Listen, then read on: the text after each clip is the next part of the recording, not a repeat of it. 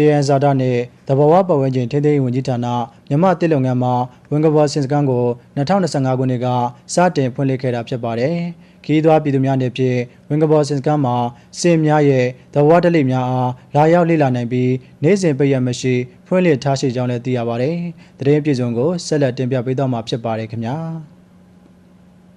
ဝင်ကဘောစစ်စကန်ဟာပဲခူးတိုင်းဒေသကြီးဖျားကြီးမြို့မှာရှိပြီးစင်များရဲ့တဘာဝဓလေ့အားအနီးကပ်လေ့လာနိုင်စေဖို့ရည်ရွယ်ကဖွင့်လှစ်ခဲ့တာဖြစ်ကြောင်းသိရပါတယ်။အဆိုပါစစ်စကန်မှာစင်များရည်ချိုးခြင်းအားကြည့်ရှုနိုင်ခြင်းစင်တရုပ်ပြကြည့်ရှုနိုင်ခြင်းစင်ပြလိုက်အတွင်းလေ့လာနိုင်ခြင်းအပြင်အထင်အမှတ်ရများမှာစင်ပူဖေးအလူဒနာပြုလုပ်နိုင်ကြောင်းသိရပါတယ်။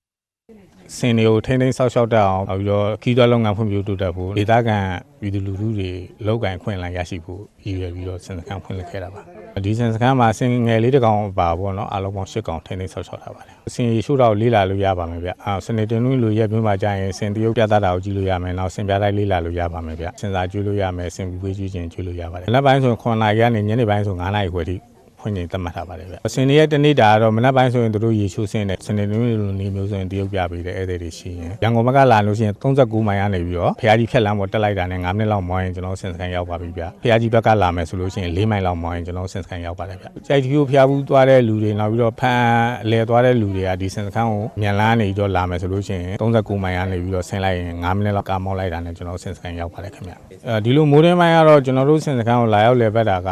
300နဲ့900ကြာရှိပါတယ်ဗျ။ပွင့်လင်းရာဒီကြာရင်တော့တစ်လအတွင်းကိုလူဆောင်ကျော်တော့ဝင်ပါတယ်ခင်ဗျ။အဓိကတော့ကျွန်တော်ပဲခူးလန်လေတာလာပိုက်နေဒီမှာပဲခူးနဲ့နီးတော့ဒီစင်တွေတွေ့ကျင်လို့လာခဲ့လိုက်တာစင်တွေကိုတရားထင်းဆောက်ထားတာတွေ့ရတယ်ပေါ့နော်စင်တွေရေချိုးတာတွေတွေ့ရတယ်ဘူဖေးကျွေးအနေနဲ့တွေ့တဲ့ခါကျတော့စင်စာတွေကျွေးတာပေါ့နော်စင်ပြတိုက်ပညာရှိရပေါ့နော်အဲ့အလေးတွေကိုလေးလာလို့ရအောင်ပေါ့နော်ဒီစင်စကန်ကိုလာဖို့ဖိတ်ခေါ်ပါခင်ဗျစင်ရီချိုးတာတို့စင်ဟိုဘူဖေးကျွေးတာတို့အဲ့ဒါတွေတော့ကျွန်တော်တို့လေးလာထားရပေါ့နော်ဒီကိုလာတော့ဘယ်လိုပဲဖြစ်တဘာဝအရသာလေးတွေကိုလည်းပို့ပြီးတော့ခန်းစားရတာပေါ့အဓိကတော့စင်ကြည့်ရတာဟို